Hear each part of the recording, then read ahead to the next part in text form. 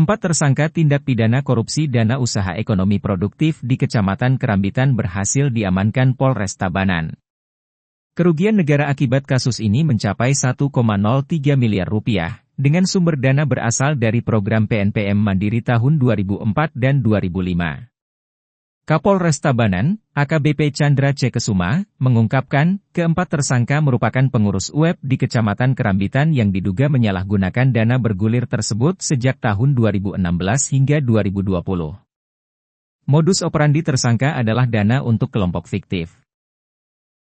4 tersangka masing-masing berinisial WS yang merupakan Ketua UEP atau Kepala LPD Tibubio, NE sebagai Bendahara UEP atau mantan Ketua LPD Mandung, ND selaku mantan Ketua LPD Meliling, dan MW sebagai mantan Ketua BAT Kerambitan. Mereka diduga mengalihkan dana UEP untuk tujuan pribadi sehingga operasional LPD bermasalah. Modus operandi mereka mencakup pencairan dana tanpa verifikasi dan kelengkapan administrasi, penggunaan nama kelompok penerima yang fiktif, penyaluran dana untuk kepentingan pribadi, dan pembayaran operasional LPD, alih-alih kepada masyarakat penerima manfaat. Dari hasil audit BPKP Perwakilan Bali ditemukan kerugian negara sebesar 1,03 miliar rupiah. Namun, penyidik Polres Tabanan berhasil menyelamatkan 905,7 juta rupiah dari para tersangka, dengan rincian, dari W sebesar 416,4 juta rupiah, dari NE 149 juta rupiah, dari ND 340 juta rupiah, dan dari MW senilai 300.000 rupiah. Nama-nama yang cantumkan dalam daftar kelompok penerima dana UEP yang diajukan oleh Kepala LPD adalah fiktif. Setelah dana tersebut cair, bukan untuk kelompok masyarakat yang dicantumkan namanya sebagai pemohon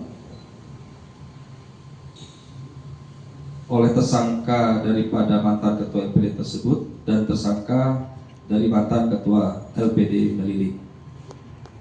Modus yang ketiga yaitu menyalurkan dana UEP tanpa melalui LPD yang ada di wilayah Kecamatan Kerambitan, melainkan disalurkan kepada perseorangan atau pinjaman pribadi, yaitu kepada salah satu tersangka mantan Ketua BKAD Kecamatan Kerambitan.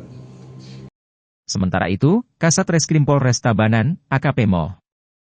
Taufik Effendi mengungkapkan bahwa dana yang bersumber dari APBN ini dikelola sebagai bagian dari PNPM Mandiri Perdesaan tahun 2004 dan 2005. Namun sejak 2006 terjadi penyalahgunaan dana yang mengakibatkan kegiatan ekonomi produktif masyarakat tidak berjalan sesuai tujuan awal. Dalam proses penyidikan, pihak kepolisian telah melakukan penyitaan dokumen serta sejumlah barang bukti terkait. Seperti dokumen proposal permohonan dana UEP fiktif, rekening koran, serta laporan pertanggungjawaban yang tidak sesuai. Atas perbuatannya, para tersangka dijerat pasal 2 ayat 1, pasal 3, Pasal 4, dan Pasal 9 UU Nomor 31 Tahun 1999 yang telah diubah menjadi UU Nomor 20 Tahun 2001 tentang pemberantasan tindak pidana korupsi. Ancaman pidananya penjara 4 hingga 20 tahun dan denda hingga 1 miliar rupiah. Puspawati melaporkan.